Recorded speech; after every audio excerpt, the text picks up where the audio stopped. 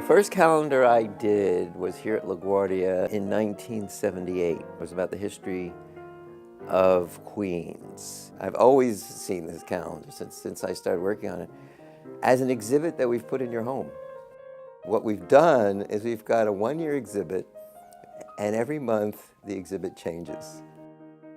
This year's calendar will be about housing. It's one of the major issues for our city and for our nation. What we wanted to do with this calendar was for CUNY to join that discussion of the problem of providing affordable housing, not just in our city, but in our nation. So the theme is really the start of a discussion about housing in America.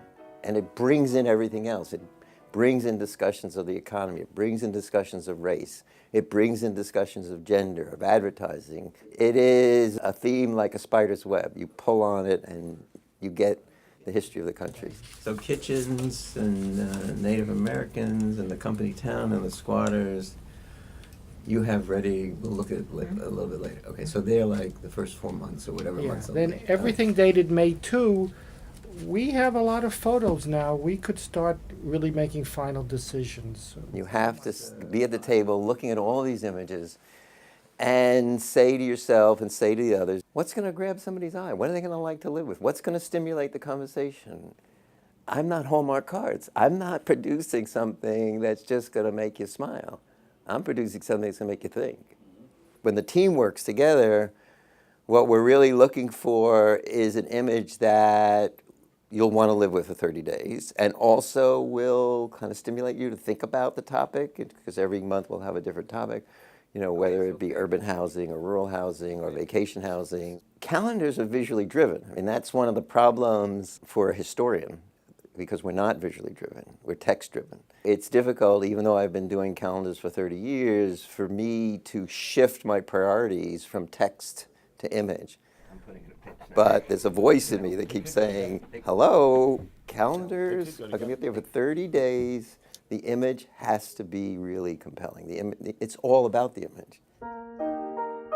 My training is to be controversial, and my training is to try and find the underside of the history of our city or the history of our country. So I'm always looking for that story that will make you pause and you think, whoa, I didn't think of it that way. Many times the images are dreadful. I mean, images of exploitation, images of the most vulnerable people, images of poverty.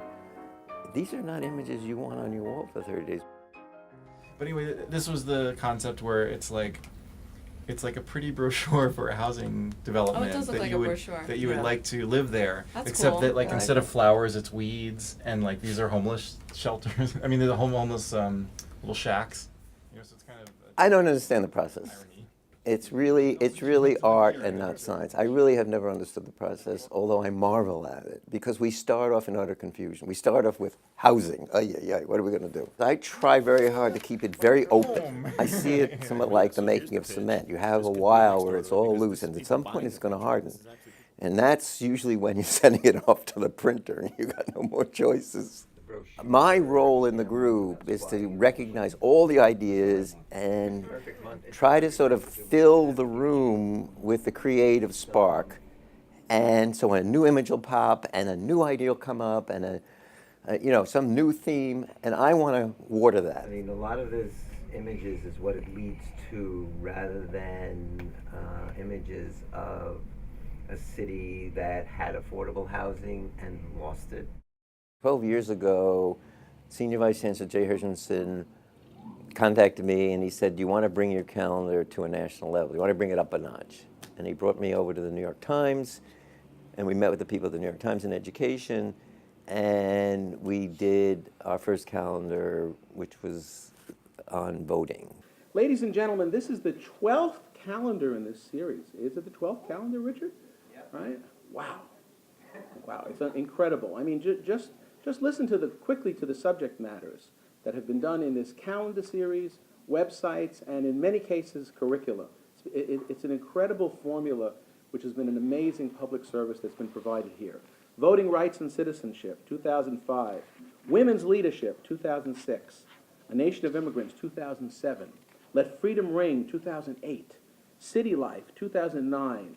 Investing in Futures, Public Higher Education in America, 2010.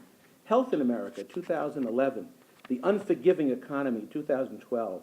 Inventing the Future, Science, Technology, Engineering, and Math in America, 2013. Supreme Decisions, obviously the Supreme Court, 2014. My principal contribution was coming up with that title. And Spreading the News. And that, of course, was about the history of journalism in our country. I have always been so impressed by the talent and passion that goes into the creation of this calendar. And our team is so honored to have our name attached to such wonderful work. A lot of the relationship is, as you might imagine, sort of the branding of connecting CUNY, LaGuardia Community College, LaGuardia Wagner Archives, the New York Times, and so a lot of it is like, wow. There's huge support from the President's office for the calendar. There's huge support from the Chancellor's office. And I am the one who quarterbacks it.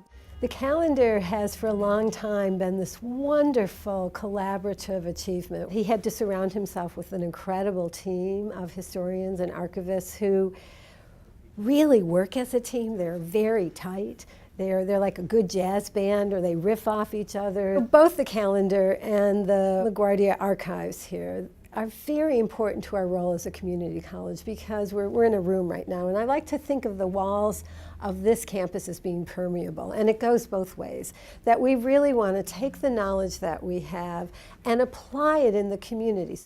The calendar is here because I created it and I started it and I'm still involved in it. It strikes at that stereotype of a community college. The quality that we produce here says to the world, you got it wrong about community colleges. We really are the cutting edge of teaching, of knowledge. So I feel it's a statement, and it's wonderful that it's here, because that stereotype is wrong.